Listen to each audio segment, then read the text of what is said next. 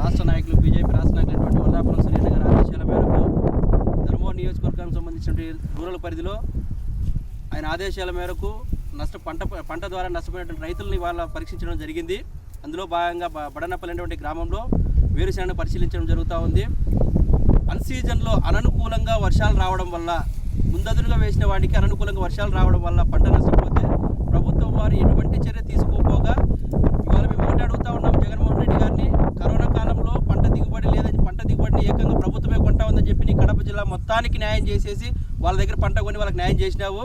మరి ఈరోజు దేశంలోనే రెండో అతిపెద్ద కరువు జిల్లా అయిన అనంతపురానికి మాత్రము ఏమాత్రం దయాదక్షం లేకుండా దీని గురించి అడిగేటోళ్ళు లేరు, మాట్లాడేటోళ్ళు, స్థానిక ఎమ్మెల్యేలు నివేదికలు పంపించే పరిస్థితి లేదు. సో బీజేపీ ప్రతిపక్ష పార్టీ అయినటువంటి భారతీయ జనతా పార్టీగా వరదాపురం సూర్యుని ఆజ్ఞ మేరకు ఇవాళ మేము డిమాండ్ చేస్తూ ఉన్నాము. ఏ విధంగా అయితే మీ కడప జిల్లాకు మీరు న్యాయం చేసినారో రాష్ట్ర ప్రభుత్వం ఈ అనంతపురం జిల్లాని దత్తత తీసుకొని ఈ పరిస్థితుల్లో ఈ 3 నెలల కాలంలో ఈ అకాల వర్షాలతో నష్టపోయినటువంటి ప్రతి రైతుకు ప్రతి పంటకు నష్టపరిహారం చెల్లించాలని చెప్పి సభాముఖంగా కోరుతూ ఉన్నాము. అయ్యా గత ప్రభుత్వాలు పాలించినప్పటికీ కూడా చాలా వరకు పంట నష్టపరిహారం అయితేనేమి, వాతావరణ బీమా అయితేనేమి అందుబాటులో ఉంది.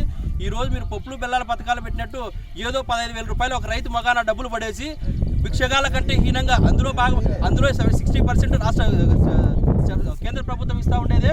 మీరు ఇచ్చిన 15,000లో కూడా కేవలం 6,500 రూపాయలు మాత్రమే మీ వంతు. మరి రైతులకు మీరు ఏం న్యాయం చేశారని చెప్పని ఒక శ్వేతపత్రాన్ని రిలీజ్ చేయాలని చెప్పినటువంటి మేము కోరుతూ ఉన్నాము.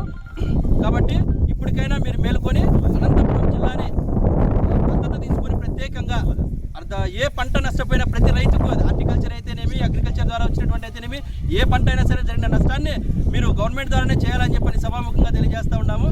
భారత్ మాతా కీ